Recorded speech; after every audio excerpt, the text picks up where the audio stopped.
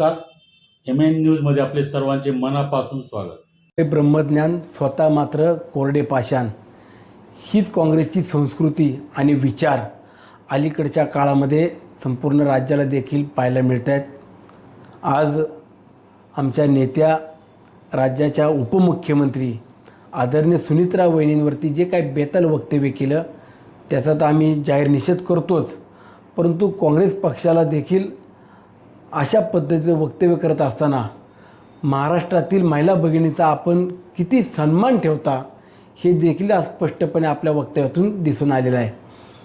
महिला भगिनींचा आदर करणे, सन्मान करणे ही आपली संस्कृती आहे, परंतु सुनीत्रा वहिनींसारख्या एका खंबीर अशा व्यक्तिमत्वावरती आपण जर शिंतोडे उडवण्याचं काम करत असाल की ज्या व्यक्तिमत्वाचा आज आधार आदरणीय दादा मागील काही महिन्यापूर्वी आज आपल्यामध्ये नाही आहेत आणि दादा गेल्यानंतरनं सुनीत्रा वहिनींनी पक्षाची जबाबदारी, राज्यातील उपमुख्यमंत्री म्हणून पदाची जबाबदारी असेल, सहकार क्षेत्रातली जबाबदारी, शैक्षणिक क्षेत्रातली जबाबदारी स्वीकारून खंबीरपणानं आज उभ्या आहेत आणि अशा व्यक्तिमत्वावरती आपण जाणीवपूर्वक गलिच्छ असे वक्तव्य करणं हे काँग्रेस पक्षाला किंवा इतर कोणाला शोभनीय नाही आहे.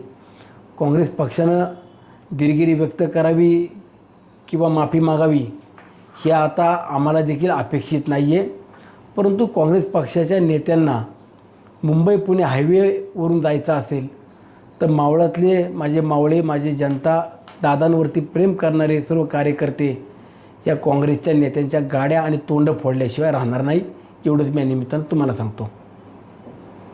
अशाच ताज्या घडामोडी पाहण्यासाठी MN न्यूजला लाईक करा, शेअर करा आणि सबस्क्राईब करायला विसरू नका. धन्यवाद.